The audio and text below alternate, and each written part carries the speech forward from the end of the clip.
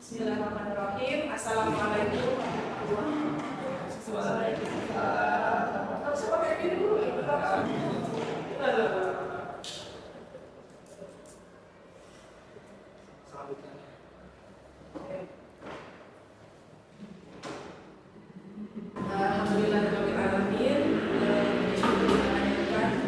Allah Subhanahu wa Ta'ala yang telah memberikan kesehatan pada kita dan juga mudah-mudahan kita selalu bahagia every day, every time. Ya, ketika kita masuk ke kelas itu anak-anak juga itu merasa bahagia, tidak suntuk.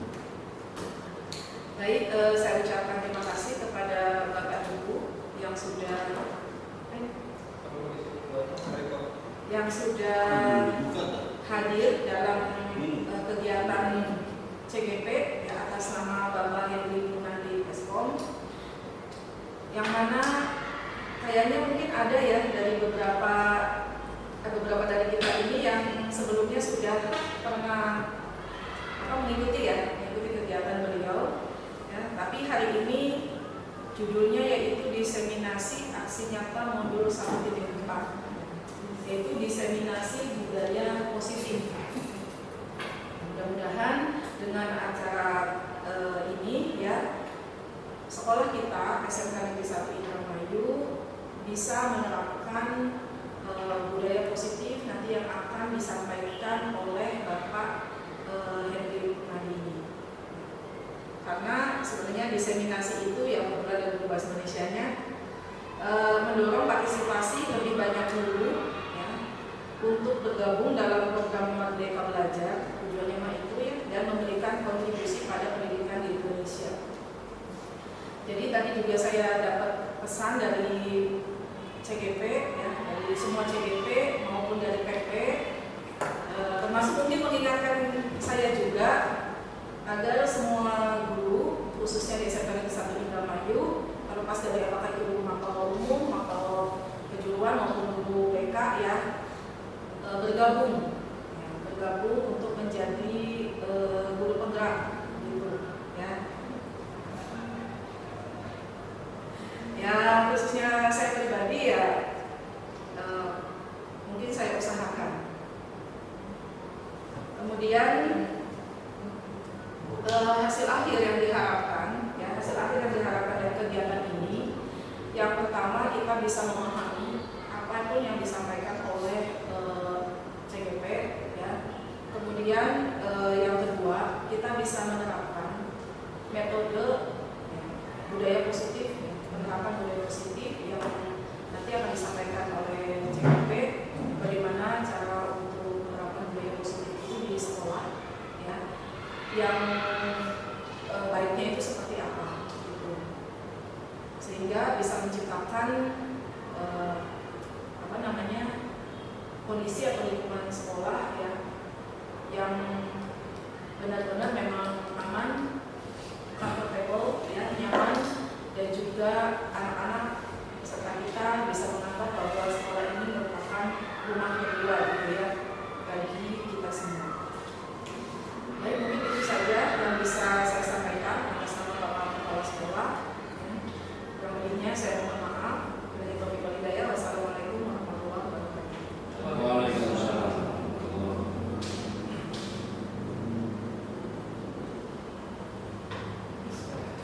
Assalamualaikum warahmatullahi wabarakatuh.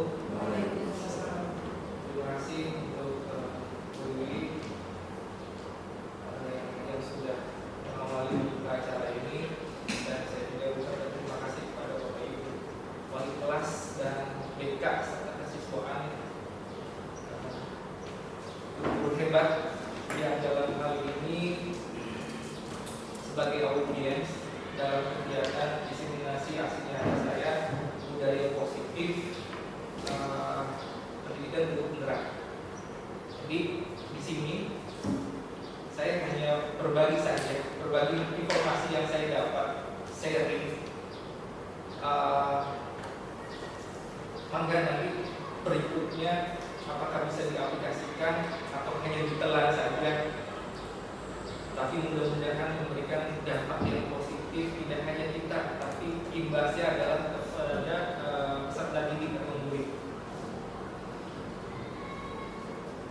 Baik Bapak Ibu, langsung saja untuk kegiatan ini. Saya mulai aja ya Bapak Ibu. Nah di sini ada hasil data 21.1 budaya positif.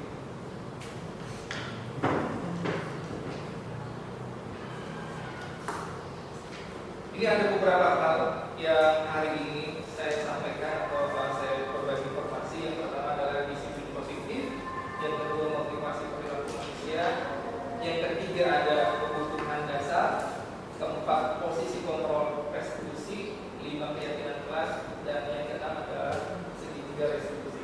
Tapi ini adalah yang dipelajari pada saat saya di program guru penggerak.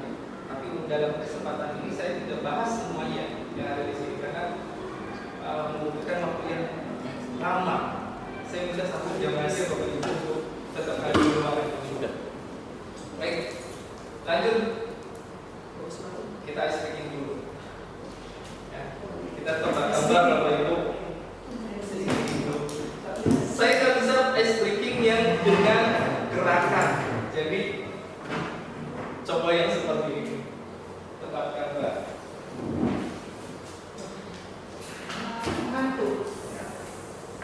Silahkan.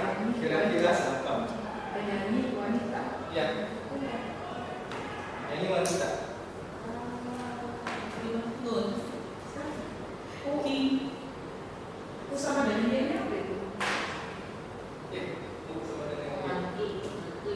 Oh iya. Asati. Oh Asia ya Asia. Iya. Saya tadinya mau bungkus ratun cuman ya gitu ya.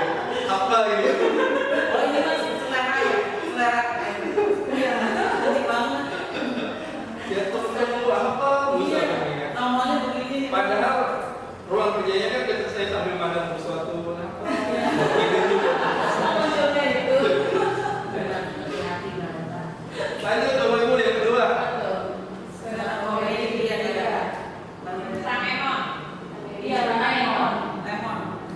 Bintang Iya. betul Bapak Ibu. Gampang ya, nanti ya. Berikutnya. Tahu bahas. Pada sini itu ada Ari Lasso ya? Ari Lasso. Ari Lassonya kebalik. Jadi Bira.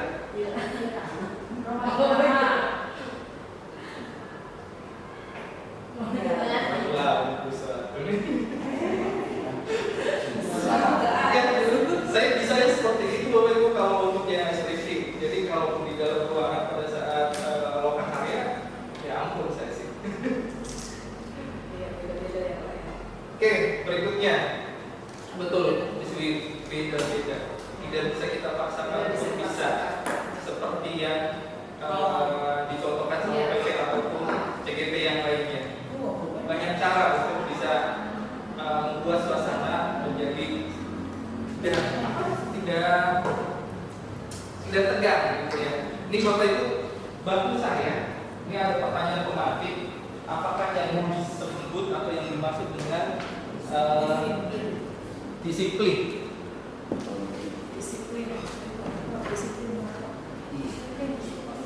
Disiplin itu data 6 bulan 4 aja ya.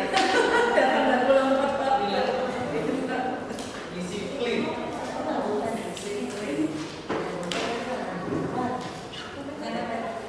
Nanti aja. ini dari Bawa ya.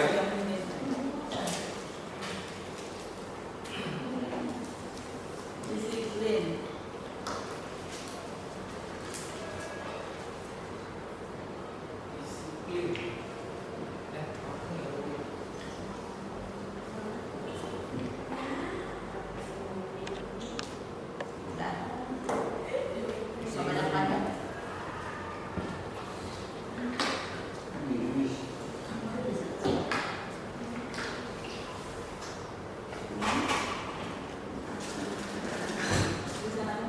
Boleh ditempel di sini.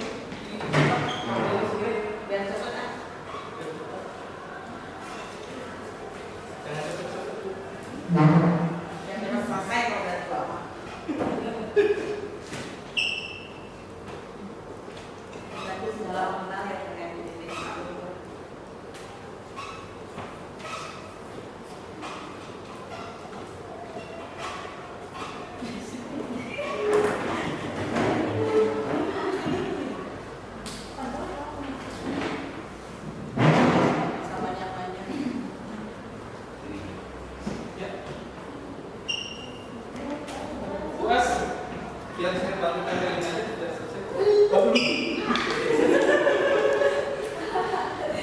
Ya kasih ya maksudnya Bang. Masih di mana? Di situ.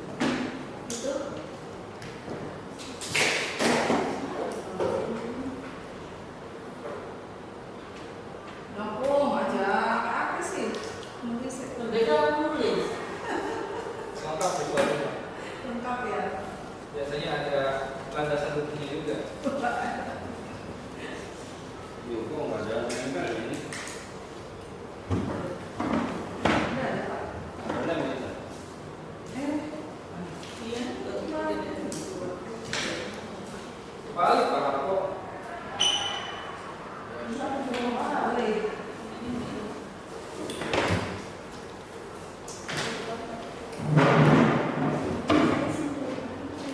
Bapak, berat enggak ya saya juga, enggak saya. Balik ke rumah.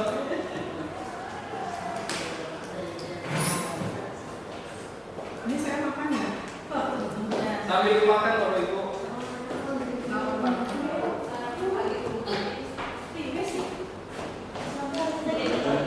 Aku bagi ya.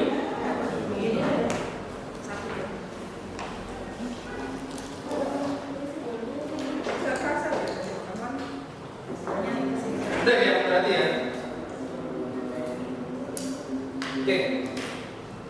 Pertanyaan selanjutnya, apakah yang dimaksud dengan disiplin? Disiplin di sini ada yang menyebutkan taat pada peraturan. Ini kalau nggak salah tadi punya Bu Maria ya. Taat kepada peraturan. Taat apa? Taat ya. Taat. Kemudian ada yang menyebutkan tadi kalau nggak salah Miss Wiwi, disiplin adalah tepat waktu. Kemudian di sini juga ada apa nih? Disiplin adalah rasa taat kepada peraturan nilai-nilai yang ada untuk kebaikan punya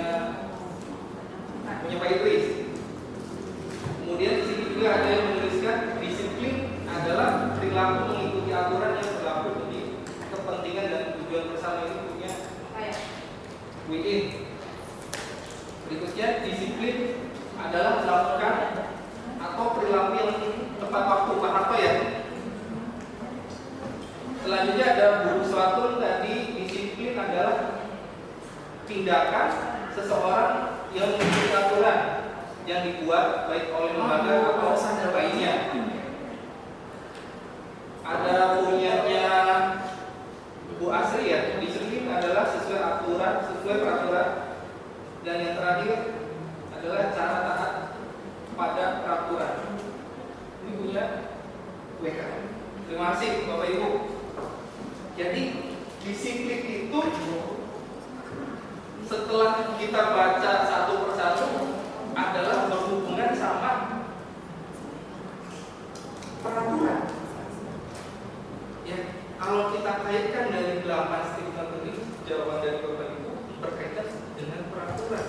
Disiplin itu berkaitan dengan sebuah peraturan. Disiplin yang ada di lingkungan kita itu apa ya? Contohnya barangkali Bapak Ibu kan Pakai Datang seragam. tepat waktu. Datang tepat waktu. Seragamnya Kimo. Kimo kalau kita Bapak Ibu guru ya. Saya sih Absen di situ. Iya, udah kurang lebih. seragam. Hampir semua mengerucut kepada sebuah peraturan yang harus kita ikuti, yang harus kita taati. Baik, Bapak Ibu.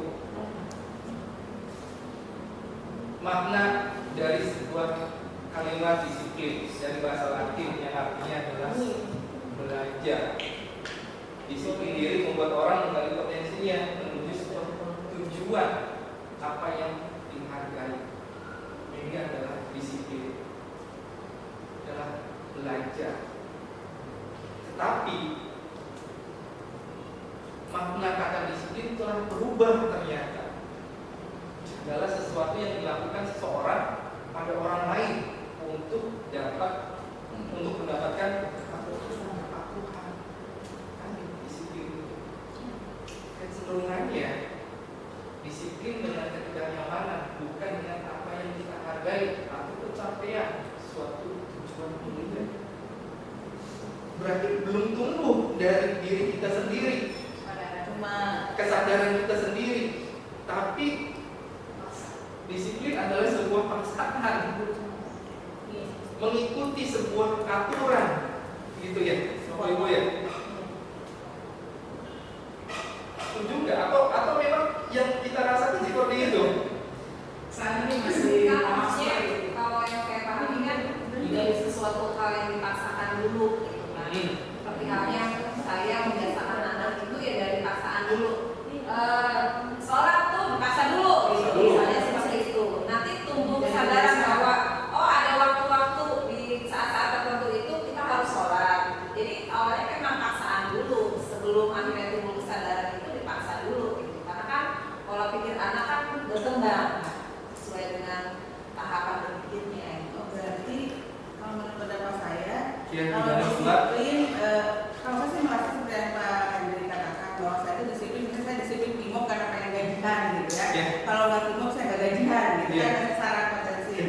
Jadi disiplin itu menurut saya sih sebenarnya pengen jelasinnya bahwa kita itu disiplin karena ingin harus ada edukasi dulu tentang disiplin, baru seseorang itu melakukan disiplin gitu, maksud aku sih gitu. Berarti disiplinnya Bu Maria itu lebih kepada motivasi ya? Ya, jadi saya diedukasi Untuk mendapatkan hal yang kita inginkan gitu ya, ya? saya diedukasi sebagai guru BK, maka saya disiplin lah sebagai guru BK bagaimana jadi guru BK gitu ya. Kurang lebih seperti itu.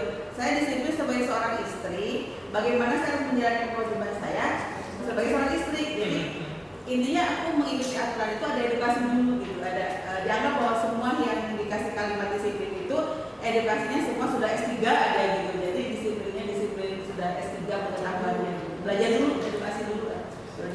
Jadi potensinya terbalik itu maksudnya. Ada motivasi, Iya. ada sebuah paksaan. Paksaan juga sebenarnya kalau awalnya dipaksakan, lama-lama menjadi sebuah habit yang bagus, yang positif. Iya. Bagus juga mungkin ya. Tapi barangkali kalau terganggu sedikit ada apa gitu, jadi lupa gitu maksudnya. Tapi kalau misalnya ada edukasi dulu, apapun yang terjadi aku takut masuk ke neraka aku harus sholat gitu. Iya, Misalnya, iya, misalnya. iya. Jadi dipaksa lah aku sholat. Dipaksa untuk Terserah sholat, di gitu. mana Allah aja itu sholatnya benar atau enggak. Ya, dipaksa. Tapi karena saya takut potensi saya tidak masuk ke surga, jadi saya sholatnya. Bentuk taatnya kita paksakan gitu ya. Yang akhirnya menjadi kebiasaan yang Iya, positif iya. dan ya akan terus berulang terjadi gitu ya. Pada definisi yang tadi pertama gitu. Tapi ini akan terpengaruhi oleh lingkungan nggak Bapak Ibu kira-kira? Enggak, kalau edukasinya bagus. Kalau edukasinya bagus, kita sudah terbiasa nih, Ya. kebiasaan kita habitnya udah bagus gitu ya dengan paksaan. Anak-anak biasanya udah terpengaruh lingkungan. Betul. Ternyata mungkin saja kalau kita lingkungannya tidak bagus, tapi kebiasaan kita yang tadinya sudah bagus, lingkungannya kurang baik, bisa saja kita terpengaruhi. Atau mungkin orang lain yang terpengaruhi oleh kebiasaan bagus kita. Dan ada juga yang sama-sama tidak saling mempengaruhi. Contoh, anak saya ketika di SMA punya circle yang teman-temannya itu kebiasaannya nggak sholat dan ada yang non muslim. Gitu. Nah, karena anak saya terbiasa sholat gitu ya, jadi ketika misalnya main ke rumah saya, teman-temannya diajak sholat ya ngomong baik gitu. Kita sholat hanya diajak juga yang tidak terpengaruh gitu. Ketika dia main kemana dengan teman-temannya, ketika anak saya waktunya sholat teman-temannya tidak terpengaruh, jadi saling tidak mempengaruhi juga gitu. Yang bahaya itu kan ketika misalnya anak saya minoritas masuk ke mayoritas yang jelek gitu kan, nah terpengaruh itu yang Itu sering yang kita bahaya, ya. sering kita beri pemahaman. Betul. Saya bilang ya sudah biarkan saja orang dengan pemahamannya sendiri, sholat aja sendiri. Kalau misalnya orang yang tidak mau diajak ya sudah bukan urusan kita gitu kan seperti itu. Nah itu yang sulit kadang karena kan anak pikirannya masih labil ya, jadi banyak terpengaruh oleh lingkungan di luar juga. Ternyata makna disiplin banyak luas ya Bapak Ibu ya. Pak, ya gimana Pak Idris? Menambahkan ya, kalau menurut pandangan saya kalau disiplin itu ada 3 hal. Oke. Yang pertama adalah paksaan, yang kedua adalah mandiri, yang ketiga adalah kesadaran. Kesadaran.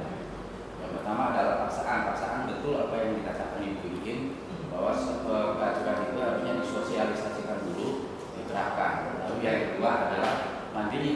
setelah tahu itu aturan dijalankan oleh individu masing-masing. Betul. Yang ketiga adalah kesadaran. Kesadaran apapun peraturan itu, kalau individunya tidak menyadari, susah.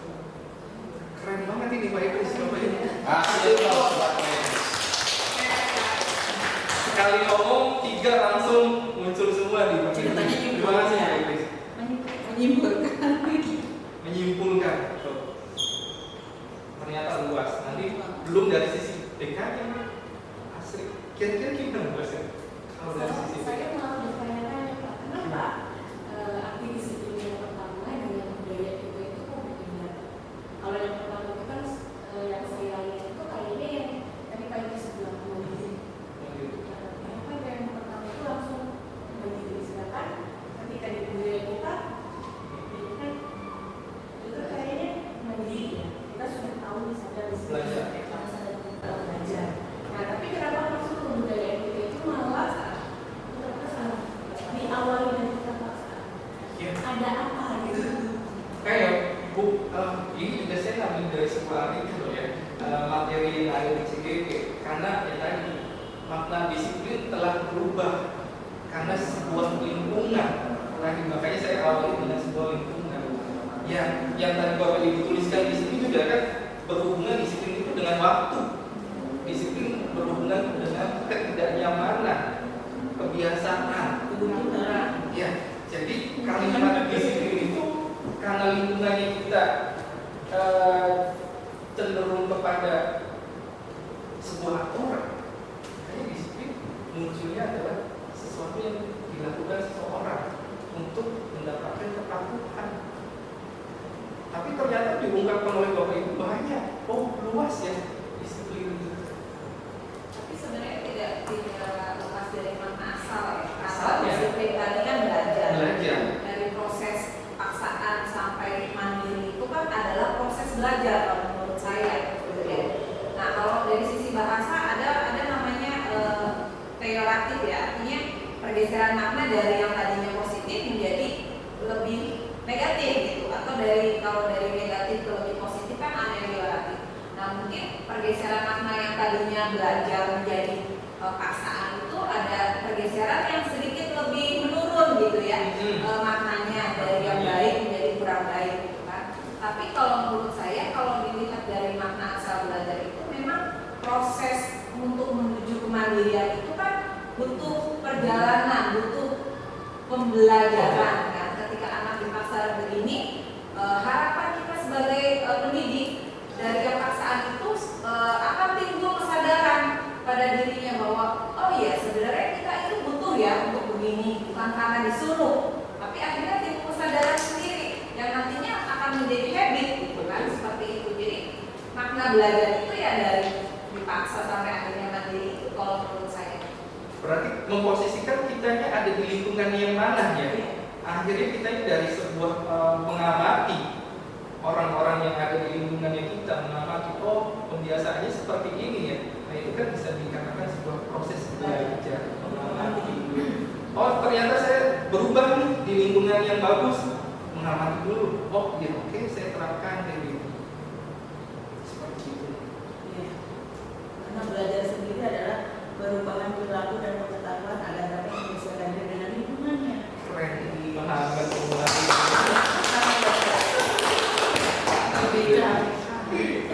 Bener ini milihnya saya sebagai wali kelas dan mereka kurikulum ada di sini dengan siswa. Temanya disiplin. Lanjut. Ada pertanyaan lagi nih Bapak Ibu, bantu saya juga. Perbedaan antara hukuman dan konsekuensi. Tiketnya masih ada nggak Bapak Ibu?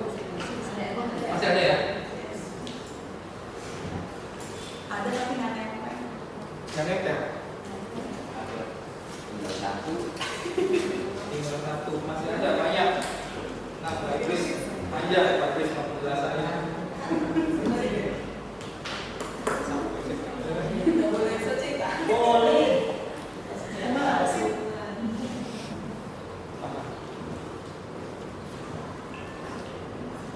Hukuman dan konsekuensi. Undang-undangnya perlu.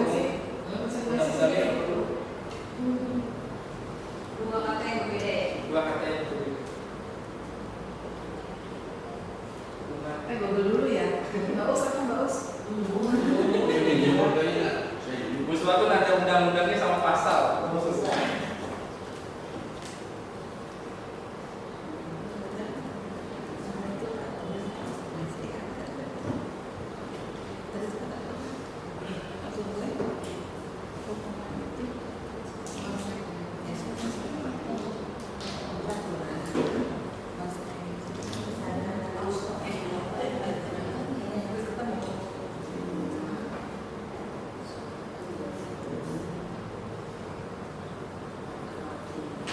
Nanti minta dibantu tempel lagi ya Bapak Ibu ya.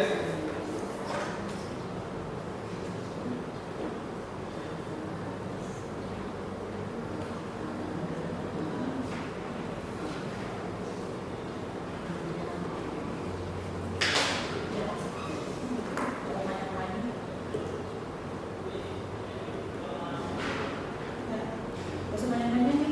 Iya, pegang aja. Gak usah banyak-banyak.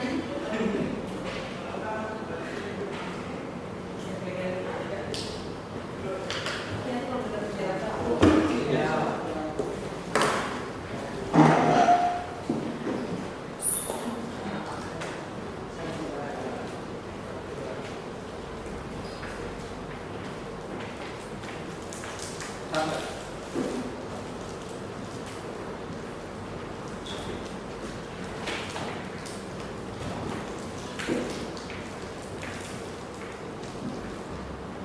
Atau udah Pak?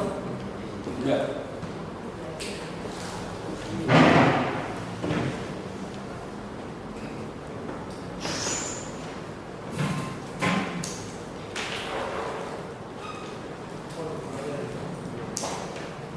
Dia kelihatan pinter.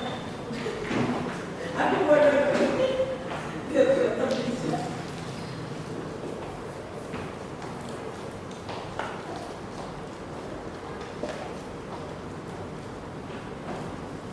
Satu lagi. Banyak satu.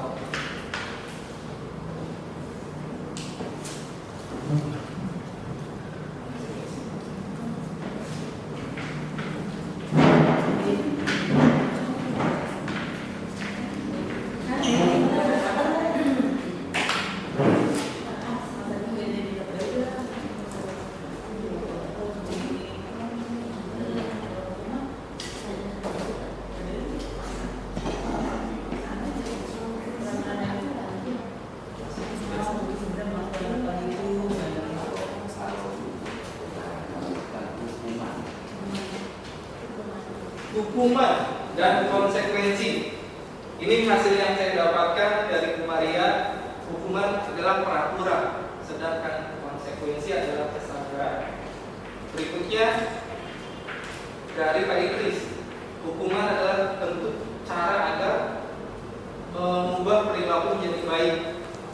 Konsekuensinya sebab akibat perbuatan yang dilakukan. Selanjutnya punya ya. Hukuman adalah akibat yang sudah disepakati karena melakukan suatu kesalahan. Konsekuensinya adalah dampak dari suatu perbuatan yang baik positif maupun negatif. Selanjutnya dari Pak Harto, hukuman adalah sesuatu yang diberikan karena melakukan pelanggaran. Sementara konsekuensinya adalah resiko yang ditanggung. Next punya Miss Wiwi, hukuman adalah resiko yang diterima akibat melanggar aturan. Konsekuensinya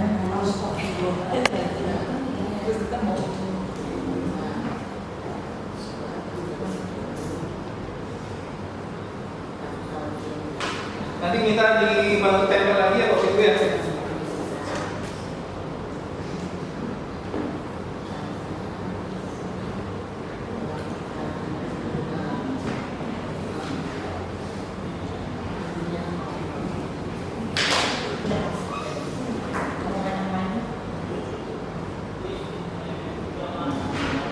Gak usah banyak-banyak nih. Iya, besok aja.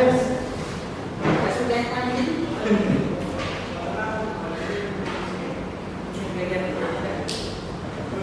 Tapi nanti kalau kita penjelasan, Iya.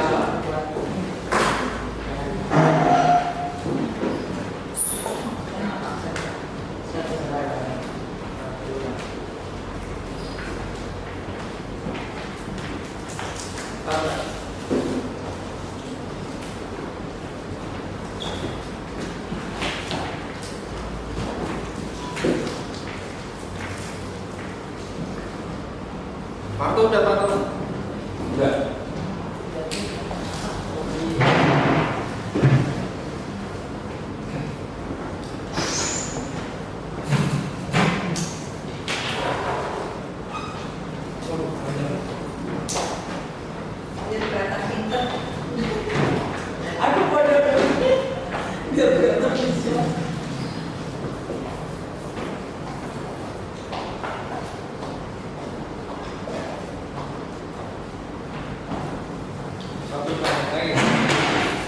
banyak kantor.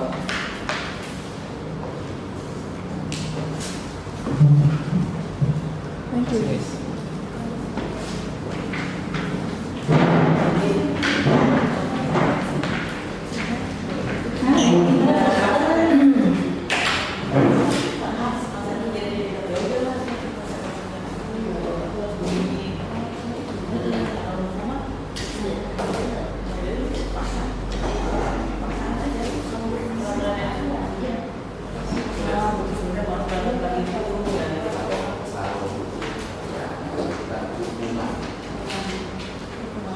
Hukuman dan konsekuensi. Ini hasil yang saya dapatkan dari Bu Maria. Hukuman adalah peraturan, sedangkan konsekuensi adalah kesadaran. Berikutnya dari Pak Idris. Hukuman adalah bentuk cara agar mengubah perilaku menjadi baik. Konsekuensinya sebab akibat perbuatan yang dilakukan. Selanjutnya hukumnya Ibu Iin ya. Hukuman adalah akibat yang sudah disepakati karena melakukan suatu kesalahan. Konsekuensinya adalah dampak dari suatu perbuatan yang baik positif maupun negatif. Selanjutnya dari Pak Harto, hukuman adalah sesuatu yang diberikan karena melakukan pelanggaran. Sementara konsekuensinya adalah resiko yang ditanggung. Next punya Miss Wiwi, hukuman adalah resiko yang diterima akibat melanggar aturan. Konsekuensinya akibat dari perbuatan yang dilakukan. Punya Ibu Asri, hukuman adalah bentuk tindakan dari kesalahan. Konsekuensinya akibat atau dampak dari sebuah perbuatan. Bu Suatu mengatakan suatu bentuk atau tindakan yang diberikan karena melakukan kesalahan. Konsekuensi hasil atau dampak dari melakukan sesuatu. Punya Ibu Eka, hukuman adalah apa yang didapat ketika melakukan sebuah kesalahan. Konsekuensinya hasil yang kita dapat dari tindakan yang kita lakukan.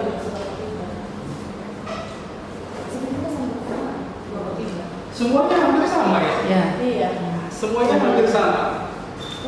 Kalau hukuman itu berkaitan dengan sebuah peraturan. Kalau konsekuensi akibat dari perbuatan gitu ya. Semuanya hampir sama. Coba kita lihat.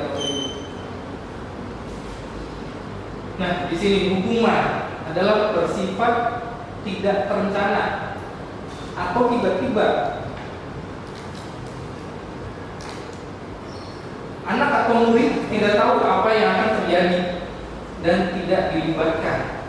Hukuman bersifat satu arah dari pihak guru yang memberikan, dan murid hanya menerima suatu hukuman tanpa melalui suatu kesepakatan atau pengarahan dari pihak guru baik sebelum atau sesudahnya. Kenapa sesuatu melanggar? Kita kasih sebuah hukuman. Hukumannya kan mungkin saja belum disepakati atau tiba-tiba langsung kita respon dari sebuah tindakan anak yang kurang bagus misalnya, yang kurang baik. Hukuman itu bisa berupa sebuah fisik ataupun psikis. Murid atau anak yang disakiti oleh suatu perbuatan atau masih terjadi nggak nih Bapak Ibu kira-kira di sekolah kita ini adanya sebuah hukuman? Fisik sih. Hah? Fisik kayaknya. Kalau fisik nggak ada, tapi lebih Mental. bully ya. Lebih kepada mental. Kata-kata, kalimat. Iya. Sini masih ada guru yang begitu. Masih di lingkungan kita masih ternyata. Sampai merusak mental anak. Ada. Ada. Akibatnya nanti juga di sini. Pak Idris belum.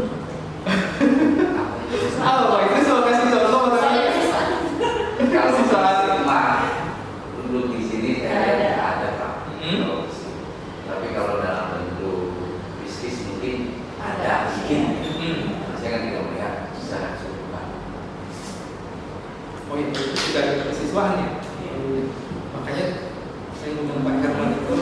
dari segi kesiswaannya. Ya, hukuman ternyata ya. Karena kita juga mungkin melihat anak udah dongkol duluan, udah kesel, akhirnya tanpa kita sadari mungkin dalam bentuk ucapan yang akhirnya membuat adik terganggu mentalnya anaknya tanpa kita sadari sebetulnya Bapak Ibu. Lebih menyakitkan verbal Lebih menyakitkan. daripada hukuman fisik gitu. Jangkanya bisa pendek atau bisa panjang. Ya. Bisa panjang ya. Ternyata memori kita pernah ingat nggak sih Bapak Ibu di TK, di SD, SMP pernah nggak kita dimarahin oleh Bapak Ibu? Sering. Masih ingat nggak memori itu? Pasti. Masih. Bahkan digital masih. Masih ingat. Dicubit dulu. Masih ingat ya ternyata Bapak Ibu. Mungkin itu terjadi 15 tahun, 20 tahun yang lalu.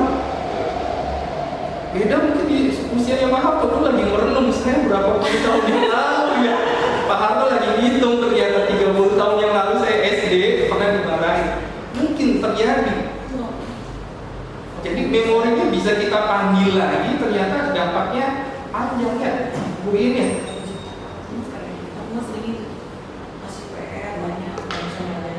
Ada guru yang suka Gimana? jubit masih terngiang-ngiang aja gitu. Jadi Mungkin. kalau ngecek PR itu kan keliling meja-meja itu dicubit itu sampai cubitan kecil itu kan lebih menyakitkan kan? Itu semua digituin. Kalau misalnya PR-nya belum atau salah gitu dicubit gitu. Tapi karena pada masa itu mungkin ya zamannya kita dulu kan sekolah tuh kesadaran kita sebagai siswa sudah paham bahwa sebuah hukuman atau konsekuensi itu pasti kita terima kalau kita melakukan sesuatu gitu kan. Baik positif maupun iya, negatif ya. baik positif maupun negatif. Jadi ya biasa saja gitu. Iya. Biasa saja, nggak ada rasa dendam kah atau Betul. sakit hati ke guru atau apa sih. Kalau zaman sekarang, anak zaman sekarang kan mental health gitu ya, terganggu. Ya udah enjoy aja, jadi buat lucu-lucuan aja gitu kalau zaman dulu ya. Atau kalau sekarang siswa kan Generasi Magic ya. iya, Sekarang gimana? generasi Magic. Nah, sebenarnya sih kalau menurut saya masih ada anak-anak yang mentalnya kuat, mungkin fisik dari rumahnya juga Betul. sudah terbentuk gitu kan. Tapi tidak sedikit juga anak-anak yang baru diapa sama gurunya pengen pindah sekolah gitu kan. Nah, hal seperti itu tuh yang dulu kita tidak terpikirkan gitu ya. Pindah sekolah gara-gara dimarahin guru, pindah sekolah gara-gara disuruh keluar kelas. Tidak pernah terpikirkan zaman dulu ya. Mungkin bapak-bapak, ibu-ibu di sini juga tidak mengalami hal itu. Kalau sekarang kan saya kadang dapat laporan gara-gara disuruh keluar sama gurunya, gara-gara diapa, orang tuanya ngadu anak saya minta pindah. Hanya karena hal-hal seperti itu gitu. Jadi yang salah itu sebenarnya apa ya?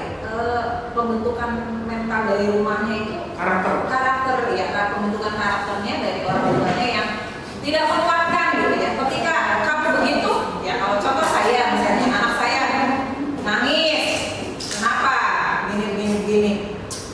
Kamu sendiri atau sama teman-teman? Ya banyak sih, ya sudah banyak anak. Saya bilang, maksudnya saya menganggap hal-hal seperti itu tuh harus diterima oleh seorang anak ketika menghadapi dunia nyata yang tidak semuanya sesuai ekspektasi kita, harapan kita, keinginan kita gitu. Anak harus tahu bahwa dunia nyata itu kejam gitu. Ada anak yang begini, ada teman yang begini, ada yang ikut, ada yang begini. Kita hadapi itu dengan ya, dunia itu memang begitu. Kecuali kalau kamu sendiri, orang lain memperlakukan kamu sendirian gitu kan. Mungkin itu kita harus berani memberontak gitu. Tapi kalau begitu nangis ya, nangis wajar, itu ekspresi ya. Tapi kalau misalnya setelah itu ya sudah, anak biasa saja menerima itu gitu. Jangan sampai ditanya orang tuanya ikut-ikutan, wah nggak bisa begitu kan anak saya gini-gini. Nggak bisa, nanti anak mentalnya tambah nggak kuat kan, tambah down kan. Tapi pasti ada rasa sebagai orang tua, kesal Pasti juga ada, gitu ya. pasti ada. Tapi yang terjadi di masyarakat kita juga mungkin terjadi sama diri kita juga kan. Kalau mungkin dulu mah zamannya kalau kita diperlakukan tidak baik oleh guru dengan bentuk yang tadi hukuman fisik, laporan orang tua itu takut ya. Takut bakal tambah dimarahin. Sekarang kok malah bentuknya laporan ya ke orang tua kayak gitu. Apa nih? Ada perubahan apa nih yang terjadi di sini? Ibu Maria kayaknya dari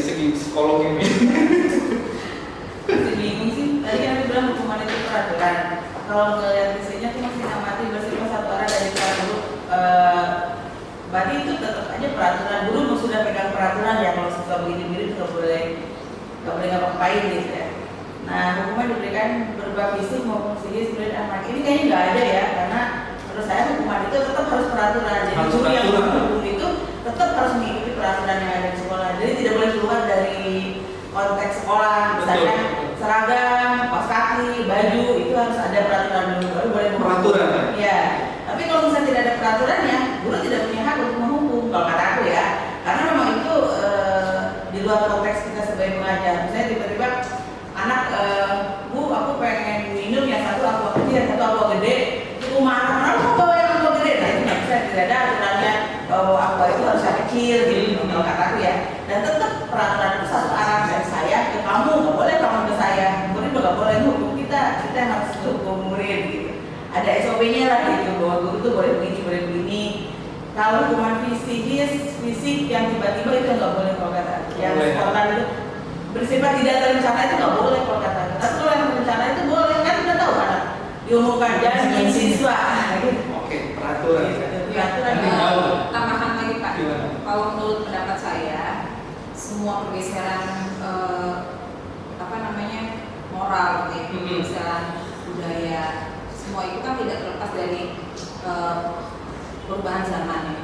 Ada dampak dari teknologi kan. Ada Informasi yang masuk ke kita terlalu banyak ya. Iya, betul. Ada dampak dari perkembangan teknologi informasi dan juga dampak dari pemahaman global ya.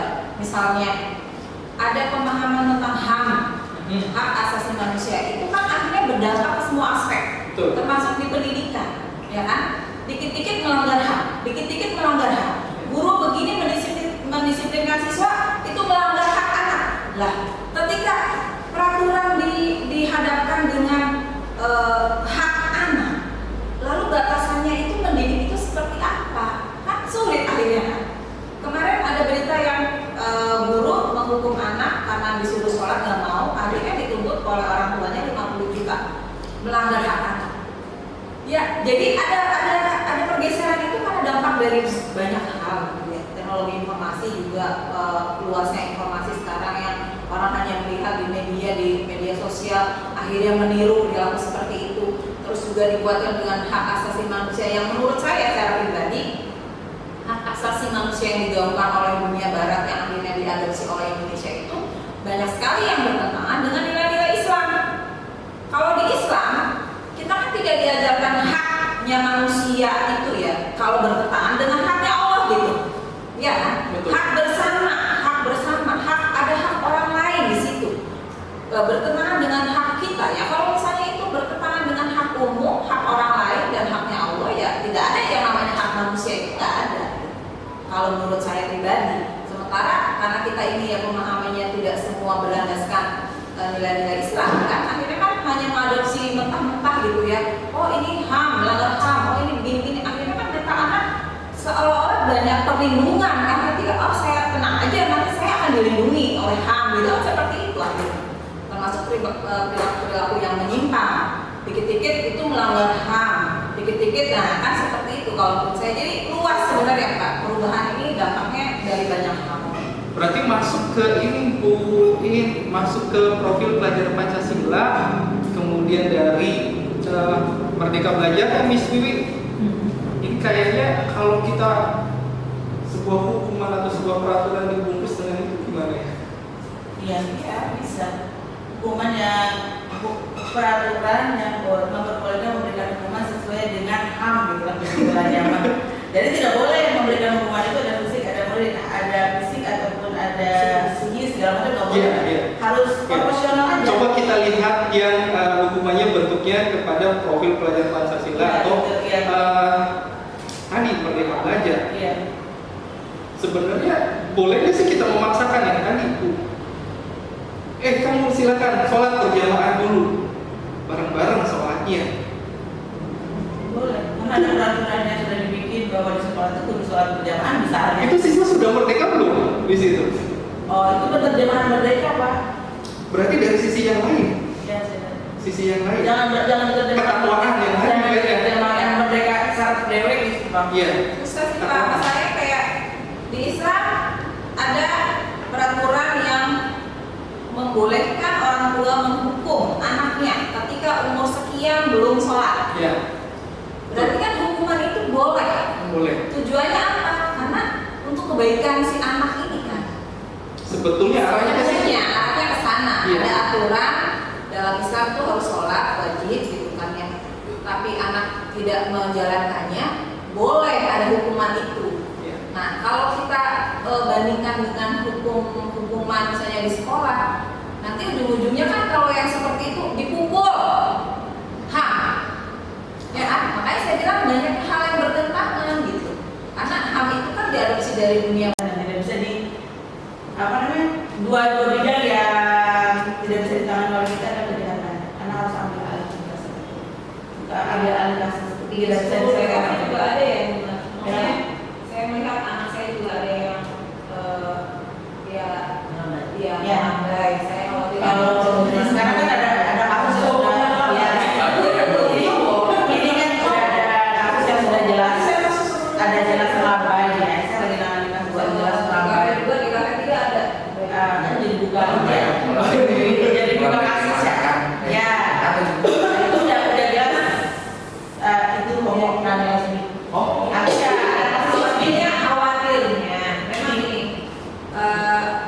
di masyarakat kita kan perilaku seperti Ada sampai 10 DKP 3 memang sempat ini kayaknya di DKP 3 ada bayi. ya. Kalau itu kan gejala. Nah, dalam PPDBJ itu lesbi itu bukan kelainan, kecuali kalau dia sudah merasa terganggu dan mengganggu. Nah, gitu ya. Kalau tidak merasa mengganggu dan terganggu, menikmati sudah itu bukan kelainan itu. Tapi kalau sudah merasa mengganggu teman-temannya dan sudah merasa terganggu, nih saya nih perempuan, saya tuh kayak jadi laki ya, sudah mengganggu ya, itu kelainan gitu.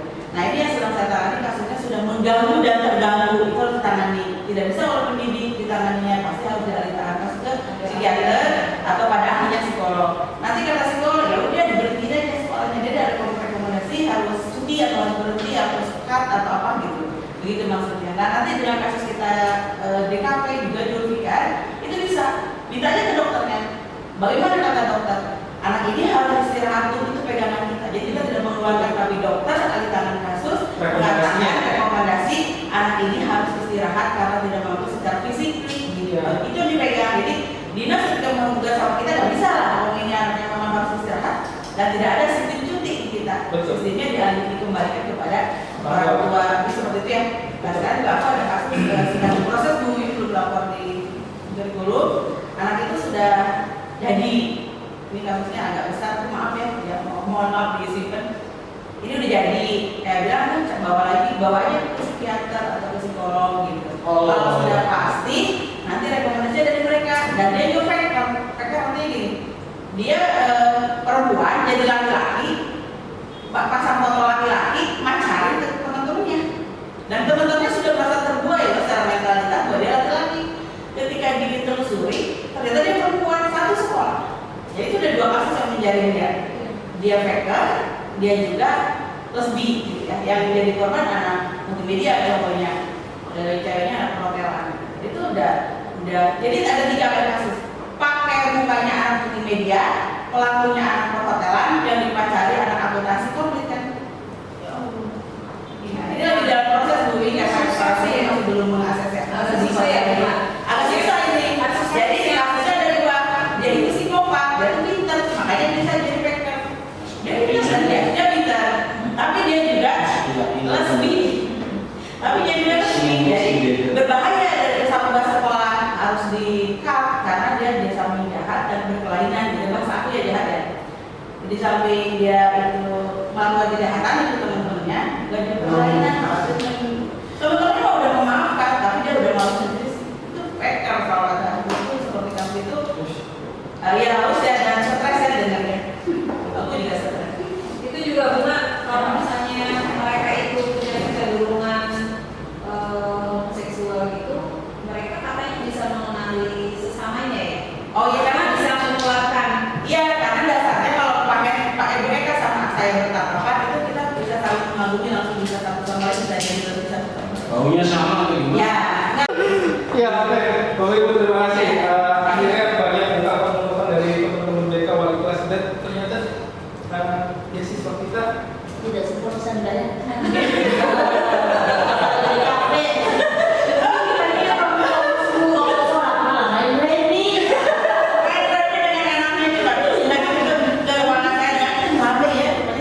Kemarin main talitan.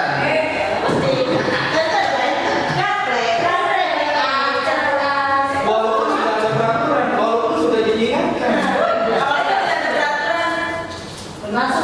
Di sini yang di menghargai orang lain, punya komitmen, tanggung jawab, semuanya. Kalau saya sebagai pelaku BK cuma masih butuh peraturan dan dari siswa berdiskusi. Ini aturannya ini kan gampang langsung gitu kalau saya ya, tapi ya ngikut aja. Yang penting lancar tuh ATM nya. Coba Bapak Ibu lihat di sini tadi Bu Maria masih berkeyakinan kalau peraturan itu memang harus ada. Ya. Ini contoh sebuah keyakinan kelas. Keyakinan kelas ini dari sekolah lain ya. Bersikap jujur, punya tanggung jawab, saling menghargai, ramah, sopan, peduli, menyimak dengan baik. Kalau misalkan ini terjadi di semua guru, membuat sebuah keyakinan kelas, mungkin ya akhirnya memberikan pemahaman yang lain dari sebuah peraturan. Tapi ini harus kita gerakin semua. Ya. Konsisten. Karena memang akhirnya ya berjalan sesuai dengan walaupun misalnya nggak perlu diterapkan peraturan, Iya. tapi akhirnya jalan dan semuanya itu budaya positif. Karena dia hari anak itu sudah mau masuk Ya. ke lingkungan sekolah aja sudah ada peraturan, baru masuk gerbang. Peraturannya sepatunya nggak boleh ya yang warna-warna, peraturannya nggak boleh yang dengan rambut yang panjang. Coba kita berikan efek yang lain ke anak bentuk sebuah keyakinan. Ini keyakinan di kelas 9 ya. Ada budaya 5S, senyum, sapa, salam, sopan, santun. Masih terjadi kok. Tadi pagi saya lewat di depan tangga DKV. Ada saya lewat aja kakinya masih melintang. Kelas apa dari situ? Hotel. Kelas hotel. Boro-boro sedih. Yang paling Boro-boro salah. Oh iya, depan muka. Iya kan? Bapaknya senyum dulu Pak. Saya senyum dulu deh. Kan ada yang kadang anak gitu ya. Kalau melihat muka gurunya datang gitu jadi kagok mungkin ya seperti itu. Kalau menurut saya gini. Berbicara gitu loh. Ya, kalau diem aja jadinya. Ngantuk kan gitu aja. Tadi yang disampaikan oleh Rizky itu kaitan pada saat diploma ya. Ya. Itu kan keyakinan bisa muncul tanpa diawasi juga. Ya, artinya berjalan. Saya pikir itu kan karena dikelolanya juga anak tidak keluar dari lingkungan itu. Jadi non-stop dalam sekian berapa tahun. Saya cuma 2 tahun. Nah, di dalam 1 tahun pun misalnya katakan 1 tahun kebiasaan lingkungannya, Kemudian ada kakak kelas juga. kakak kelasnya yang dilihat semua itu dalam satu kebiasaan yang mentaati semua. Kita sempat keluar tapi libur, ya maksudnya tidak banyak kondisi. Libur, kemudian libur, laksana libur, libur. Artinya semester. semua stakeholders itu saling mendukung gitu ya, dan melaksanakan semua. Tapi kalau misalnya kita sifatnya sekolah ini beberapa jam kemudian keluar lagi, kalau keluar itu lingkungannya seperti apa kita juga nggak Di tahu. rumahnya tidak mendukung. Karakter keluarganya juga nggak tahu, kebiasaan budayanya bagaimana, teman-temannya bagaimana. Ya tadi banyak aturan, banyak keyakinan yang kita buat, susah untuk mau mentaati. Karena apa tadi? Ada juga yang seperti itu, anak punya pengalaman. Saya ini ragu. Saya yakin semua anak setelah dewasa dia tahu mana baik, mana buruk, mana salah, mana benar. Cuma ini kan masalahnya kemauan untuk melakukan itu kan. Nah itu tadi kalau misalnya tidak dibiasakan dalam sebuah lingkungan, Dan itu sebenarnya lingkungan juga menurut saya itu awalnya paksaan. Jadi paksaan gitu kan. Jadi orang itu ada fase-fasenya kalau menurut saya. Dan pendidikan di awal itu tidak terlepas dari paksaan kalau menurut saya. Artinya saya bisa mengamati itu belajar dari sistem saya dulu belajar. Pada saat saya dulu di SD itu kan dipaksa, suruh ngapalin dasar-dasar matematika itu. Al-Quran. Nama-nama menteri 1 tambah 1 sama dengan 2, betul kan? 2 tambah 1 sama dengan 2. Terus nggak bisa suruh berdiri, iya kan? Kemudian apa? Ada rasa ibaratnya motivasi untuk bisa, karena apa? Kalau nggak bisa nanti berdiri, atau dikasih hukum atau malu sama teman-teman. Konsekuensi ya, ada Iya. konsekuensi. Nah akhirnya setelah fase berikutnya itu adalah kesadaran muncul, baru itu akan membenarkan itu. Makanya kalau menurut saya dalam pola mendidik itu tidak semua digunakan dengan cara yang sama. Ya, misalnya belum tadi merdeka gitu kan. Ya, kalau anak kecil ya dunianya bermain gitu kan. Kalau kita paksa ya sulit, dia pengennya main aja. Tentu. Iya ya. Jadi lebih ke arah situ. Jadi ada fase-fase. Makanya tadi juga saya memperhatikan aja gitu kan, ya emang itu tadi kan semua punya konsep sebagus apapun juga ya kalau tidak ada pembiasaan, tidak ada pemaksaan itu juga. Umpama anak saya sekarang lihatin ada anak lulus SD itu belum bisa membaca itu ada dan itu selesai gitu kan, lulus gitu kan. Ini apakah sistemnya atau bagaimana? Karena semua harus tuntas, gitu kan? Akhirnya anak semua harus dikondisikan. Artinya kita tidak bicara realitas akhirnya yang terjadi. Gitu. Susah kalau hanya di sekolah aja susah ya. Iya. Masalahnya faktor utama yang mendukung itu dari keluarga. Makanya ini tadi kalau di pondok itu kan bisa kita menerapkan sebuah sistem karena kontrolnya itu 24 jam. Tapi coba Pak, ada nggak barangkali di CDP, yang kita ini Maya, ini kan bilangnya di pondok, ada nggak sekolah yang sudah menerapkan di luar sana? ada kan yang tadi Ada nggak salah ya? di aturan. Ada sekolah-sekolahnya. Apa ya? Karena sekolahnya itu punya komitmen tidak hanya Iya. dengan siswa, tapi orang tua dan industri. Iya, Karena itu. TMK. Orang tua Ya biasanya gini loh, seleksinya itu akan lebih selektif. Kalau seperti itu, bisa juga bisa, tapi lebih selektif. Misalnya gini, komitmen awal dengan orang tua, ini setiap yang masuk ini harus syaratnya gini. Itu benar komitmen itu dipegang.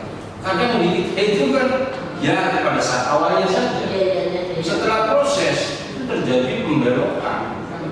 Artinya apa yang sudah menjadi kesepakatan tadi ya dianggapnya Iya. di situ Jadi kan. mayoritas latar belakang orang tua itu berpengaruh kan, berpengaruh. Contoh sederhana gini, ketika anak saya sekolarisasi dengan latar belakang orang tua yang mayoritas itu mendukung pendidikan, memfasilitasi pendidikan untuk anaknya apapun gitu kan. Ya taruhlah minoritas yang kurang ininya ya, dibandingkan kembali dengan bakso misalnya, akan sulit membentuk hal yang sama targetnya nih, sulit gitu ya. Sementara mereka di rumahnya ketika misalnya ngadu ke orang tua begini, pemahaman orang tuanya itu hampir seragam bahwa proses pendidikan itu memang harus begini gitu. Sementara kita anak-anak kita, kalau saya ngobrol sama anak yang miris itu kadang Pak mereka itu di rumah nggak ngobrol sama orang tua Pak. Ya, seperti itu. Jadi kalau saya tanya kamu, jadi kalau di rumah ngapain sama orang tua?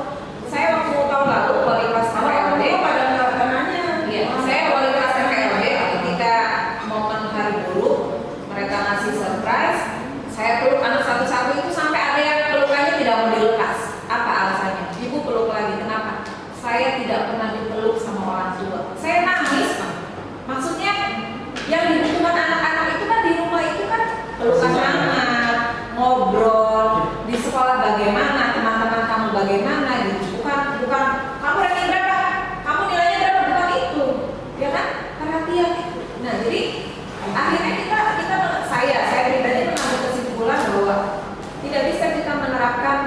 secara idealnya saya ingin anak belajar nih begini. Saya hanya bisa apa nih yang bisa saya lakukan, hal positif apa yang bisa saya lakukan, minimal adalah gitu ya perubahannya sedikit, jangan disamakan dengan ya beda lah anak saksi misalnya gitu, jadi nggak bisa saksi bisa ya memang harusnya bisa gitu. Tapi faktor pendukungnya kan banyak di luar, di rumahnya bagaimana, lingkungan mereka di keluarganya bagaimana, lingkungan masyarakatnya bagaimana, sulit. Iya betul, kalau Bapak Ibu tadi yang disampaikan sama Pak Harto, salah satunya adalah lingkungan. Tapi kan sebetulnya kita juga anak di dalam sekolah kita itu ada berapa jam? 12 jam pelajaran, tapi jam pelajaran ya, bukan jam 60 menit. Tapi kalau kita kembali ke ini determinasi budaya positif jadi judul aslinya ya. Budaya positif. Budaya positif. Kalau menurut pendapat saya apa yang dicetuskan oleh Pak Henry itu udah bagus karena kan nanti juga kita mengajak berbudaya positif. Adapun nanti hasilnya ada yang negatif atau negatif tidak itu gimana itu kita nggak usah dipikirin. Pokoknya kita sekarang berbudaya positif aja itu sudah udah bagus. Semua yang dicetuskan aku mau bilang setuju gitu ya. Nanti kan itu TK-nya ilmu udara Pak. Itu mah cuma kecelakaan aja yang 1 2 1 sama ya aku juga dulu. Tapi sisanya sekian. Ya, aku tuh tidak pernah nyontek di SMP, di SMA. Kalau lama itu pas mau ngambil apa sih profesi, gak nyontek gak enak Pak. Soalnya nilai aku beda sama orang jadinya gak lulus gitu. Karena aku dikejar segala-gala.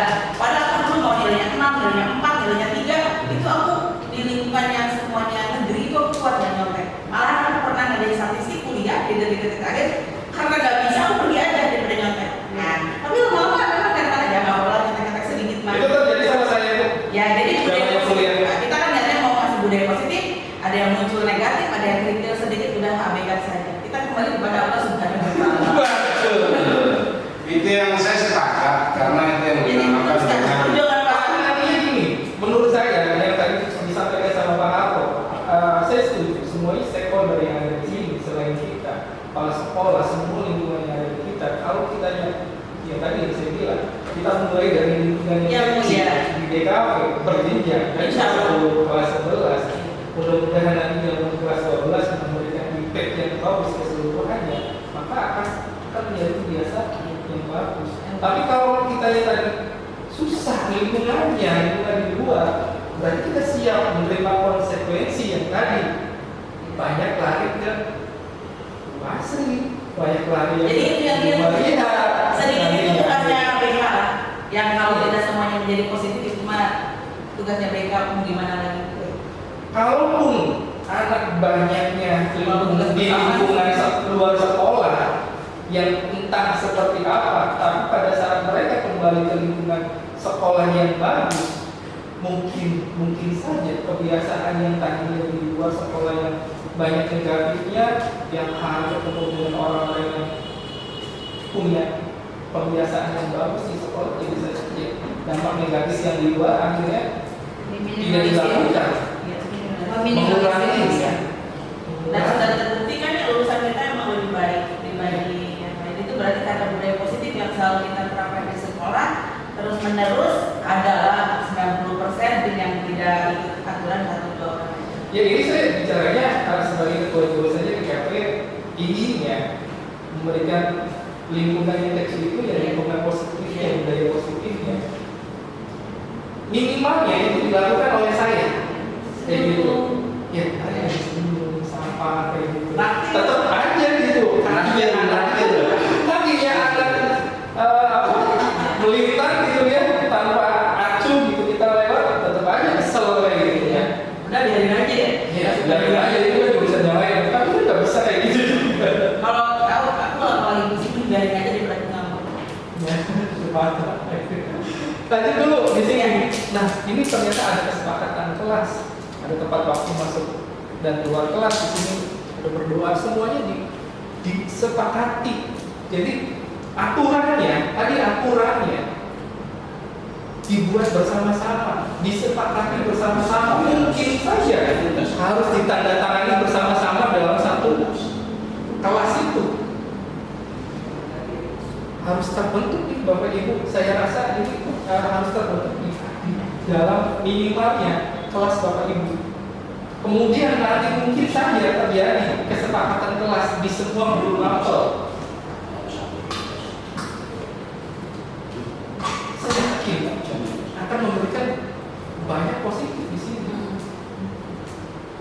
Terjadi sama Bapak Ibu wali kelas membentuk sebuah keyakinan, kesepakatan kelas sama-sama dibentuk, disepakati, ditandatangani, dilaksanakan bersama-sama. Ini baru di kelas. Kemudian guru lain yang mengajar di DKV punya ini juga. Semua punya ini juga. Apakah tidak akan memberikan dampak positif? Memberikan. Saya yakin Yakin. akan menjadi lingkungan yang baik. Itu namanya keyakinan guru bukan kelas. Ya tadi kan membentuk sebuah keyakinannya, kesepakatan kelasnya bersama-sama. Bukan kita sebagai guru yang membuat. Kita buat sama-sama dengan siswa. Saya juga suka Pak. Kalau kamu bolos sekian, tanda tangan sekarang pasti sekian. Jadi kalau dia nakal nggak pernah ngomong lagi. Nih, Kalau saya tiap awal semester saya mesti buat ini, walaupun tidak secara tertulis. Iya. Tapi kalau ini dipasang di kelas Bapak Ibu, paling tidak tiap hari anak membaca. wah harus tepat waktu. Boleh lah, silakan. DKV nanti memfasilitasi untuk mencetak A3 atau A4 yang nanti akan ditempel di tiap kelas. Kita fasilitasi dari DKV. Bapak Ibu membuat sebuah kesepakatan dengan kelas yang nanti akan dicetak oleh DKV. Dari wali kelas saja dulu. Minimalnya anak membaca. Oh iya, saya punya kesepakatan, saya punya keyakinan. Terbaca sama anak, tumbuh, saya yakin tumbuh rasa kesadaran, rasa komitmen dalam diri anak. Gak sulit kok, sebenarnya gak sulit kok. Sebenarnya saya yakin ada dalam semua anak itu siap untuk ini. Mematuhi tata tertib sekolah, iyalah. Masuk pulang tepat waktu, ya, pasti mungkin masih ada yang bolos gitu. Belajar dengan tertib gitu ya. Semuanya ini dibuat dan sama-sama oleh siswa, bukan kita gurunya. Kalau nanti kita gurunya berarti ini peraturan lagi dong. Kalau ini kesepakatan dia anak-anak maunya kayak gimana? Kalau pelajaran Bapak, Pak masuknya tepat waktu, boleh nggak yang telat nih? Kalau telat kayak gimana? Ada konsekuensi nggak kalau yang telat? Boleh mas 10 menit. Berarti kan mas kalau lewat lebih dari 10 menit berarti ada sebuah hukuman, konsekuensi. Bukannya sudah terjadi di depan gitu ya. Kalau telat gimana Pak Idris? Kalau telat anak bisa masuk ke depan telat? Sanksinya itu kalau sekarang kan sudah berbentuk ramah anak, jadi sanksinya itu lebih ke arah religius. Seperti Contohnya kalau yang terlambat itu diarahkan untuk sholat duha. yang menangani kesiswaan apa? Ada siswa OSIS, ada juga dari kita yang PKM. Siswa OSIS itu sebenarnya masuknya berangkatnya dulu ya Pak ya, di rumah ini. Tapi karena anak itu menangani temennya yang telat, akhirnya dia juga telat masuk ke dalam OSIS. Iya. Betul nggak Pak? Betul. Iya. Si itu tuh rahasia, siapa rahasia? Iya, tapi juga. Itu sering banget. Kita udah mulai Iya Pak. Kan itu. Ini ngapain 3 saya mau ngajar apa coba? Dari mana? Ada habis tuh ya Pak. Kalau tiap okumasi itu pasti dia habis. Biasanya di sekolah tuh jam 12. Dari mana kalau di Gawas kan? Habis itu nggak habis ibu. Ya itu jam biologisnya berarti jam bisa Iya, jadi harus benar, harus disiplinkan temannya. Dia sendiri nggak disiplin lagi. Iya. Itu ada materi itu, tapi tidak masuk ke dalam bahasa saya ada. Nah, itu kan pernah saya tanyakan ketika debat kandidat calon ketua dan wakil ketua OSIS tuh kan di tim juri itu kan menanyakan kalau misalnya kalian terpilih nanti ya kan mana yang kalian yang wajib terganggu karena organisasinya, gitu. Posisi mereka di OSIS ini akan mengganggu KBM. Ya kan kita mendengar jawaban mereka kemarin. Ya, kalau misalnya memang urgent, tidak bisa ditinggalkan dan tidak bisa digantikan oleh orang lain, ya mereka sudah konsekuensinya orang berorganisasi ya seperti itu. Tapi dengan memberikan alasan yang logis kepada misalnya gurunya di kelas, itu kan alasannya apa? Ya susah juga ya. Kita mau menuntut anak ideal, ingin mereka juga berorganisasi, belajar berorganisasi, tapi tidak ada konsekuensi yang mereka ambil kan sulit. Mereka harus hadir tepat waktu, tapi mereka harus bertugas juga sebagai OSIS kan susah. Harus bisa membagi waktu kan. Itu susah. Sementara itu juga ya mereka akan mendapatkan hal positif kan, soft skill itu di organisasi. Nggak bisa juga kita menuntut mereka. Pokoknya mau nggak mau jam 7 harus sudah masuk semua. Sementara mereka harus menjalankan tanggung jawab lain. Kemarin juga kita di keyakinan kelas dibuat, oke, kita sepakat. Kalau sudah masuk, sudah mulai, tolong nanti pintu ditutup dari luar. Iya. Kita coba aja. Dok, bludus. Namanya juga usaha. Iya, bisa. Ya itu tadi, yang penting kita tidak lelah menyampaikan kebenaran dan kebaikan, adapun hasilnya bukan tanggung jawab kita. Oh katanya nggak kerja baru ingat tuh iya. Oke, siap Bapak Ibu. Ya ini juga mungkin harus kita sepakati bersama nih. Bagaimana kalau dari kita dulu sebagai wali kelas Amerika yang ada di KP, Miss di kelas 10 dan 11, kita berkesepakatan dan keyakinan kelas. Bagaimana Bapak Ibu mau Iya, bisa dibikinin aja nih. Bisa dibikinin aja. Jangan dibikinin kan Sepatutnya mau dibikin. Oh iya, nanti dicetakin sama Dewa. Kalau bisa, kalau bisa ya Kak ya. Iya. Kalau bisa, kan kita mau membentuk lingkup kecil dulu di Betul. kafe.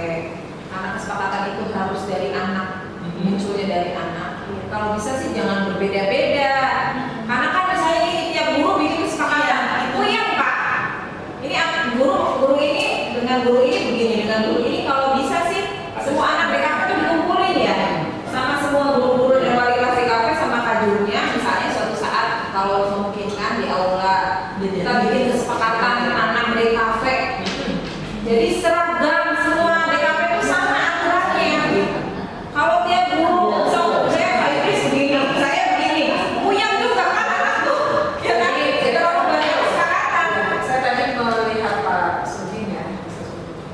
Jadi dicatat dulu tuh. Memang biar hidung gitu kan semua konsep. Terus ke anak itu kayak gini sepakat tidak gitu kan. Barangkali anak ada tambahan yang boleh tapi disampaikan juga gitu ke semuanya. Ada tambahan dari anak di kelas di kafe mana gitu kan. Itu mau inisiatifnya dari dulu. Itu dulu. Ya tapi kan dikeluarkan ke anak. Iya, tapi kadang-kadang ini Tapi ada juga yang anak kadang-kadang keberanian siswa itu untuk tampil. ya mengkonter apa yang sudah diusulkan guru itu. ya nggak apa-apa sih. Itu juga difasilitasi. Kalau menurut saya, gitu kan, tinggal beri mereka gitu kan kesempatan untuk memberikan sebuah kritik apa yang mereka harapkan.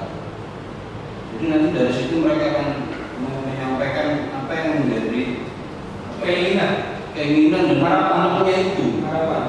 Nah setelah kita tahu apa yang menjadi unek-unek dan harapan, lalu dari situ kita mulai membuat sebuah tadi konsep untuk nanti kita kembalikan kepada. Memang nggak dari DKP bagaimana? Atau mungkin kemarin ini sekedar ini aja ya. Saya tiap selalu memberikan kesempatan anak untuk mengkritik saya. Sekarang dokumennya juga masih ada, gitu kan. Dokumennya masih ada di Google Form itu kan. Itu konsumsi pribadi. Artinya sakit atau enak atau nggak enak ya itu kita terima, gitu kan. Itu adalah sebuah harapan dan artinya masukan anak terhadap kita juga. Kan. Ya artinya makanya itu jadi konsumsi pribadi. Tapi akhirnya kita tahu gitu kan. Oh ini anak ada yang seperti ini. Dia emang ada suka dan dukanya juga, gitu kan. Artinya tidak semua orang dibawa untuk bisa menerima kita atau tidak semua orang dibawa untuk mau membenci kita, kan? Tidak kan? pasti ada ilmu keseimbangan di situ. Like and dislike. Iya. Nah, tapi dari situ paling kita tahu kok harapan anak ini seperti ini. Oh, anak ini yang tidak dikehendaki dari kita itu seperti apa? Itu sebenarnya sharing. Kalau aku kan setuju sama Bu Iin, maksudnya ini, Pak Hendri aja bikin kesepakatan kan kita sudah ngumpul nih kesepakatan. Kita berikan seperti itu. Nah, kesepakatannya kan seperti ini, ya gitu. Kesepakatannya kan seperti ini, yang kumpul seperti ini. Jadi nanti aku jujur aja dari sekolah ngomong kayak gitu nanti sama Pak Hendri kan udah tadi ya. Dibikinin aja, kita kan tinggal menyampaikan, tinggal mengedukasi, tapi format segala macamnya sudah ada dari DKV difasilitasi. Karena kan hari ini kita udah sepakat bahwa kesepakatan itu harus diberikan sebagai afirmasi positif. Nah, Pak Hendri harus tanggung jawab ini kita mengedukasi anak, jangan dikasih peluang lagi berpikir atau ngapa-ngapain, prerogatif aja diam-diam kita merdeka belajar tapi nggak tahu. Gimana Pak Idris tadi? Kalau sih gitu, setuju kan tadi? Kalau konsep untuk kesepakatannya memang harus satu Satu SOP ya, Pak ya. SOP ya. Terus langkahnya benar apa yang disampaikan Ibu Iin, dikumpulkan anak-anaknya, disampaikan apa aja yang disepakati, lalu ditentukan satu SOP kesepakatannya di DKV adalah A. Kesepakatan udah dibikin, Iya. udah dilakukan kepada anak edukasinya. Nah, ini harus jadi peraturan lah ini.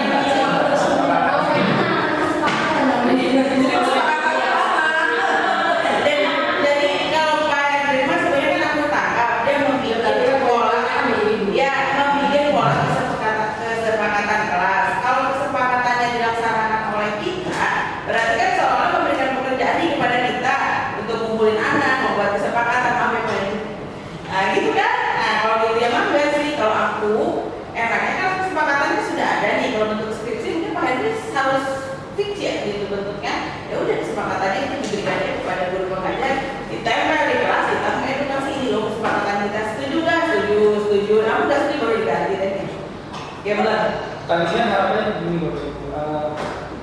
Saya yakin tadi di tiap-tiap guru mapel itu punya sebuah aturan, punya sebuah kesepakatan, keyakinan kalau si anak itu tujuannya adalah melakukan apa yang kita inginkan dengan harapan ya ikuti tanpa ada sebuah hukuman. Muncullah di tiap-tiap guru mapel yang ternyata di dalamnya itu ada wali kelas yang lebih lebar, wali kelas. Di dalam sebuah wali kelas itu di atasnya ada sebuah jurusan. Kalau harapannya tadi hasil dari Bapak Ibu membuat sebuah kesepakatan dan keyakinan kelas di dalam kelasnya, nanti bisa saja dibentuk sebuah keyakinan dan kesepakatan dalam sebuah DKV lebih luas lagi. Karena tidak melulu tentang aturan-aturan yang ada di dalam sekolah. Tapi kalau bicara dengan DKV, mungkin saja aturan atau keyakinannya bicaranya tentang yang ada di dalam industri.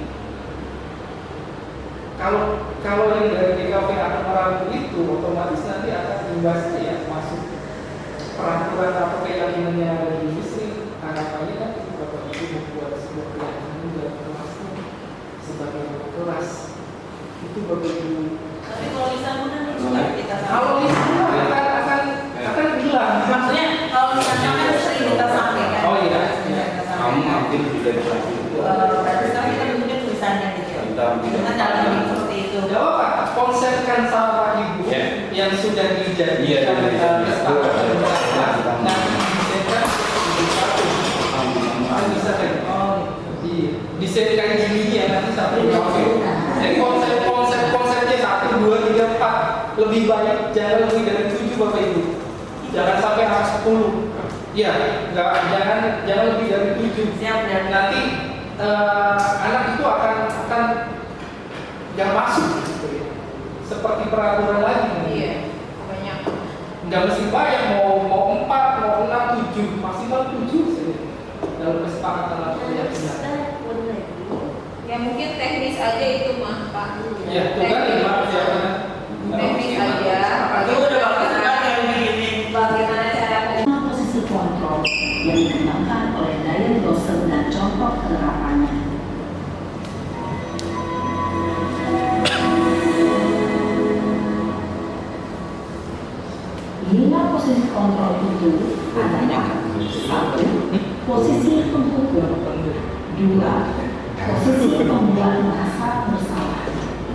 pihak, posisi teman.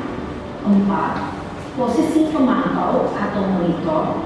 Dan 5. Posisi manajer. Untuk lebih memahami kelima posisi tersebut, mari kita saksikan kasus Naren yang terlambat hadir 20 menit di sekolah dan melihat bagaimana kelima posisi kontrol dalam menghadapi masalah tersebut. Iblis. Tahu kan kayak iblis sama iblis? Tuh kan, kayak iblis. Naren! Kue banget. Kira kayak iblis. Oh, Naren kenal-kenal. Selalu terlambat. Kamu deh, pasti terlambat. Maaf Bu, saya Apa? Apa coba?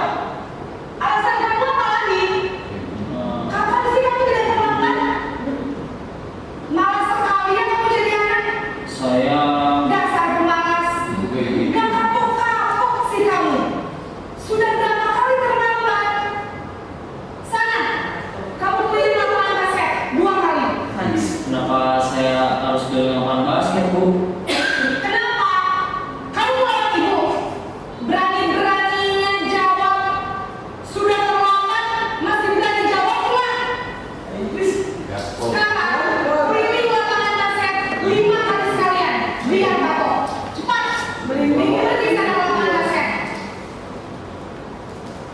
Jadi Posisi penghukum biasanya berbicara dengan nada tinggi, menghardik, menunjuk-nunjuk, menyakiti, dan membimbing. Hukuman bisa berupa fisik maupun psikis. Ibu dan bapak guru hebat. Dampak yang terjadi pada murid ketika guru berada pada posisi penghukum adalah murid cenderung akan memberontak, bahkan menyimpan dendam.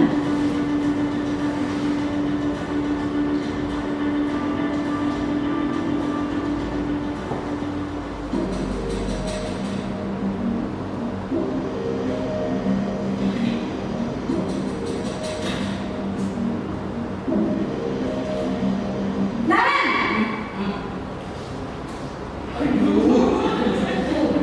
Selamat pagi Bu. Naren. Kamu kenapa terlambat lagi, nak? Ya Tuhan, Naren. Kamu senang ya bikin ibu susah ya? Kalau kamu terlambat lagi, nanti ibu yang ditegur bapak kepala sekolah. Disangka ibu tidak kamu. Duh, gimana ini? Maaf Bu, Duh, Gusti Naren. Kamu suka ya kalau ibu Kalau saya sih sayang, terserah aja Bu, urusan itu. Terus, sekarang ibu harus tulis apa ini di buku absen? Ini kamu sudah sering terlambat loh. Ibu harus apa coba? maaf Bu, maaf sekali. Ya sudah, lain kali jangan bikin ibu susah lagi ya nak ya. Ibu tidak akan kuat lagi kalau kamu gini terus. Bisa jantungan kalau ibu tegur bapak kepala sekolah. sulit banget. Sana cepat kelas. Maaf ya Bu, maaf sekali. Posisi pembuat rasa bersalah berbicara dengan nada tenang, cenderung lembut, namun kata-kata yang diutarakan membuat murid merasa menjadi orang yang gagal, memandang buruk dirinya sendiri, merasa tidak berharga, dan tidak sanggup membahagiakan orang lain. Ketika guru mengambil posisi pembuat rasa bersalah, murid akan menganggap dirinya yang bersalah dan ia akan menyimpan emosi negatif tersebut di dalam dirinya.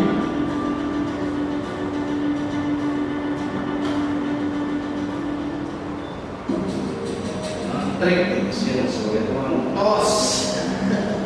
Posisi teman.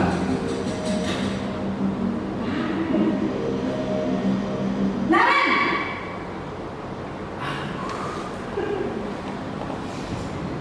Selamat pagi Bu.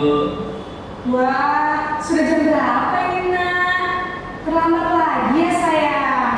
Iya Bu, habis ibu saya lupa bangunkan saya Bu.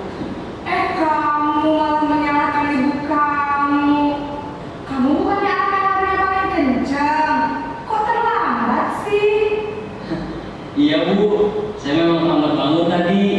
Jadi biarpun saya kencang, tetap gak kesenja Bu.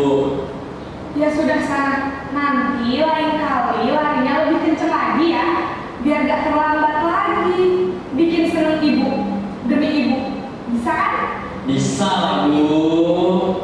Ya sudah sana masuk kelas, ibu beresin urusan absen kamu. Kamu ini ada-ada saja. Dalam posisi tenang, guru berbicara dengan nada suara akrab, cenderung bersenda gurau untuk menjaga suasana tetap santai.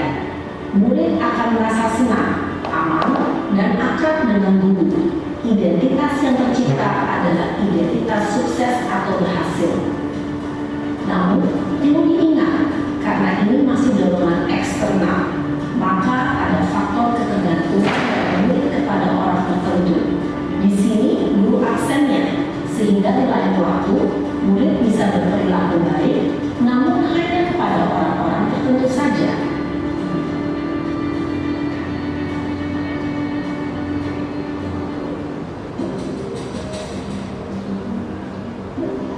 Kemudian untuk OS 12.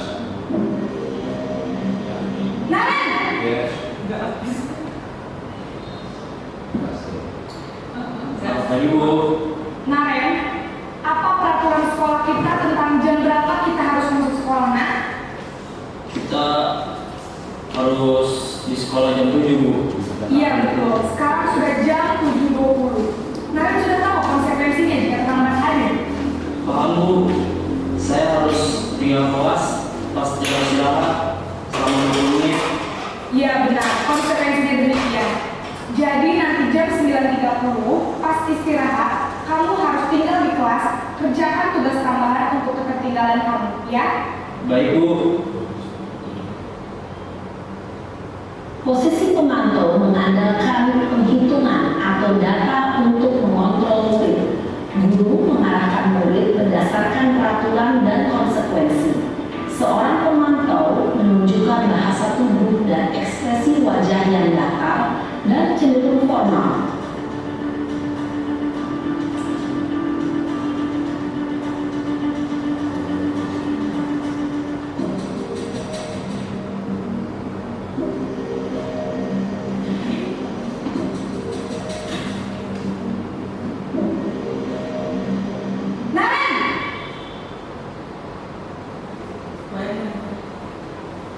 Selamat pagi Bu.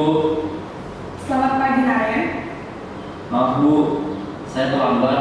Iya, sekolah masuknya jam 7, sekarang sudah jam 7.20. Jadi sekarang bagaimana nih Naren? Maaf Bu, saya lupa alarm saya semalam. Baiklah, menurut kamu, keyakinan sekolah yang mana yang perlu kamu tingkatkan? Menghargai diri sendiri dan orang lain mungkin ya Bu. Setuju. Jadi, apakah Naren meyakini prinsip saling menghormati tersebut? Iya Bu, saya meyakininya. Apakah Naren bersedia memperbaiki masalah keterlambatan ini? Bersedia Bu. Bagaimana kamu akan memperbaiki masalah keterlambatan ini? Saya akan coba untuk tidak lupa menyetel alarm saya Bu. Baik, kalau Naren lupa menyetel alarm di rumah, ada orang yang kira-kira bisa bantu mengingatkan tidak? Ada Bu, kakak saya, Kak Emma. Ada lagi selain Kak Emma? Selain Kak Emma, ada ibu saya. Baik, jadi yang mengingatkan Naren adalah Kak Emma dan ibu kamu ya? Kira-kira akan mulai set alarm kapan nih Naren? Setelah pulang sekolah, akan segera saya lakukan. Baik, jadi Naren akan setel alarm untuk bangun besok pagi dan akan diingatkan oleh kakak dan ibunda Naren ya. Ada lagi yang mungkin perlu dilakukan Naren agar tidak terlambat bangun lagi? Tidak ada Bu. Baik Naren, terima kasih untuk kerjasama kamu. Sekarang kamu perlu kembali ke kelas untuk belajar. Baik Bu, terima kasih. Posisi manajer adalah posisi kontrol yang disarankan untuk membimbing murid memiliki sikap disiplin yang positif, yaitu murid yang mandiri, bertanggung jawab, dan dapat memecahkan masalah. Tujuan dari posisi ini adalah agar murid dapat berefleksi atas tindakannya. Guru akan dengan tulus memberikan pertanyaan-pertanyaan bermakna sehingga membuat murid dapat belajar dari kesalahannya dan mencari sebuah solusi untuk menyelesaikannya. Ibu dan Bapak guru hebat, setelah mengamati adegan kelima posisi kontrol tadi, kira-kira posisi mana yang paling ideal? Posisi mana yang dapat menunjang motivasi intrinsik murid? Ya, tentu posisi manajer. Posisi ini memang posisi ideal yang ingin dituju setiap pendidik. Pada posisi inilah, guru dapat menerapkan disiplin positif yang berpihak pada murid, yang memerdekakan murid. Perjalanan seorang pendidik tentunya tidak mudah untuk sampai pada posisi seorang manajer.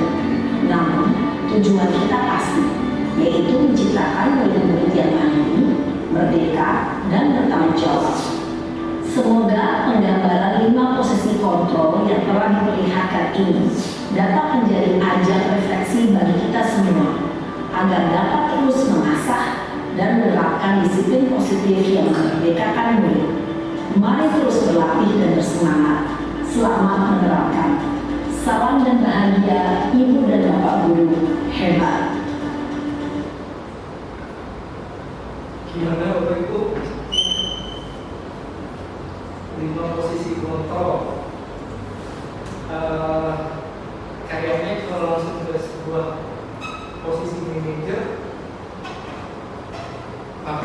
berat. Ya. Dan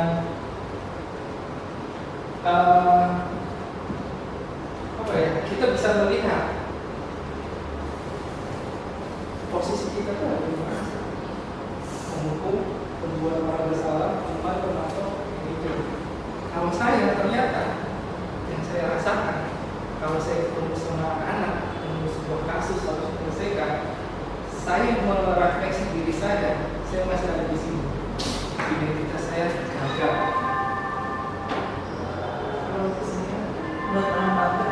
Kalau saya sering rasa saya Yang saya, setiap kasus sama anak yang dibantu oleh wali kelas atau BK, pilihannya ada 2 sama saya.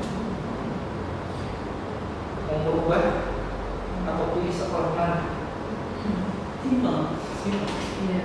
Anak tidak bisa jawab. Dan itu ternyata saya mengidentitaskan saya gagal.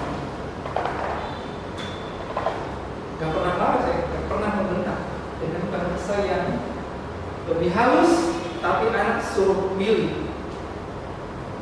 Konsekuensinya dari semua yang dilakukan anak, mau tetap di sini merubah atau mau pilih sekolah yang mana? Seperti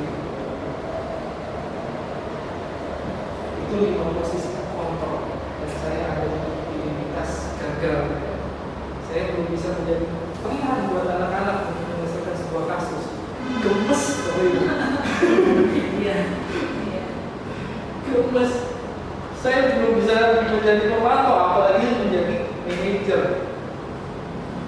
Belum bisa saya ke arah sana. Silakan. Kalau saya sih ini mah berdasarkan pengalaman aja ya.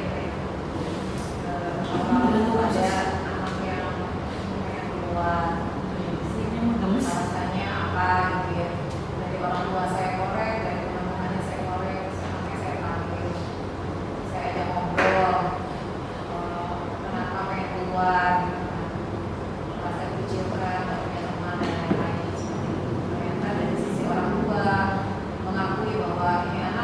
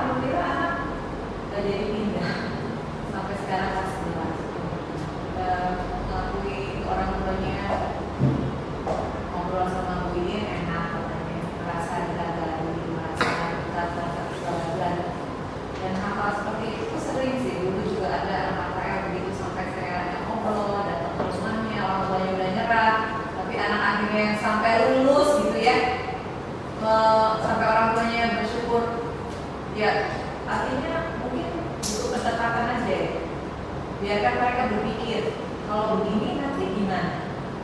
Kalau kamu begini nanti gimana? Sama halnya seperti kemarin kejadian di anak TKP, HP-nya saya ambil. Kalau misalnya kamu main HP di kelas ini, kira-kira gimana? Kamu ngerti nggak pelajaran itu? Saya tanya gitu kan.